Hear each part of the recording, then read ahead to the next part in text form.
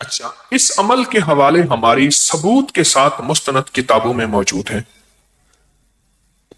ثبوت کے ساتھ مستند کتابوں میں موجود ہیں۔ اس عمل کو آپ ایک بار کر سکتے ہیں، چند بار بھی کر سکتے ہیں، ناممکن حاجات مسائل کے لیے، ناممکن حاجات مسائل کے لیے، بس اتنا الفاظ کافی ہیں۔ ایک صاحب میرے پاس پرانی بات ہے، میں نے کہا نا ایک صاحب نے مجھے یاد دہانی کرائی، اب کری میں چھپا ہے، یہ میرے پاس آئے، مجھ سے کہنے لگے یہ مسائل ہیں۔ میں نے کہا میں پہلے کمیشن لوں گا، چندہ لوں گا، پھر بتاؤں گا۔ اس نے کہا جو آپ دل چاہے دے دیں۔ میں نے کہا جیب میں سے پیسے نکال، کتنے ہیں؟ نکالے۔ میں نے کہا دوسری جیب میں ڈال، اچھے خاصے پیسے، میں کہا رکھ لیا۔ اس نے رکھ دیے۔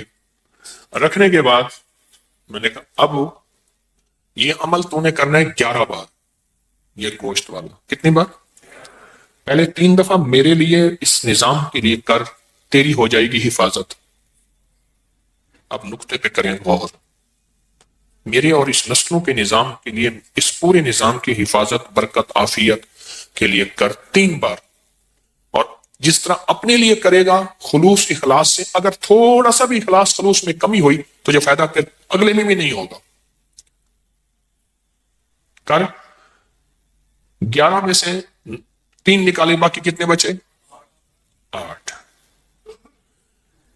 8 دفعہ پھر اپنے لیے کر، وقفہ وقفے سے جب بھی کر، پھر اس کی تاثیر دیکھ۔ چلا گیا، کچھ عرصے کے بعد ملا، کہا اس وقت تو سمجھ نہیں آئی تھی، کئی وسوسے آئے کہ ان کو اگر اپنی ضرورت ہے تو ہمیں کیا دیتے ہیں، ان کے پاس ہے ہی کچھ نہیں، خود خالی ہے۔ یہ آیا، کبھی کیا سوچ آئی، کبھی کیا سوچ آئی۔ کہا کہ میں نے اپنی سوچوں کو سنبھالتا تھا، کنٹرول کرتا تھا، اور سوچوں پہ پہرے بٹھا کے اپنے یقین کو جمایا۔ کہا بس وہ 3 دفعہ کا جو یقین جمع، ایسا 3 دفعہ میں نے آپ کے اس سارے نظام کے سخت تصور، سخت توجہ، سخت دھیان سے کیا۔ اس کے بعد جو 8 دفعہ تھا، کہا وہ میرے لیے ایسے ہوا جیسے بیری کے ہر پتے پہ کوئی اللہ کی نیک مخلوق بیٹھی ہے، اور وہ میرے لیے اس نے پتے کو مصلی بنایا ہوا ہے۔ غور سے سمجھے، اس نے میرے لیے ہر پتے کو کیا بنایا ہوا ہے؟ کیونکہ یہ جو ہے نا بیری کا درخت، یہ اصل میں جنت کا درخت ہے۔ بیری کا جو درخت ہے یہ اصل میں جنت کا درخت ہے۔ بیری کا درخت یہ ہے اصل میں جنت کا درخت۔ بس جو جنت کا درخت ہے، بس فرق یہ ہے، حدیث میں آتا ہے، مفہوم ہے، کہ وہاں جو جنت کی بیری ہے اس میں کانٹے نہیں ہوں گے۔ اس نے کہا جی میرے حضور معراج میں جب تشریف لے گئے تو سدرۃ المنتہا تک گئے، وہ آخر جہاں جبریل کے بھی پر جلتے ہیں، وہاں بیری کا درخت ہے۔ سدرہ عربی میں بیری کو کہتے ہیں،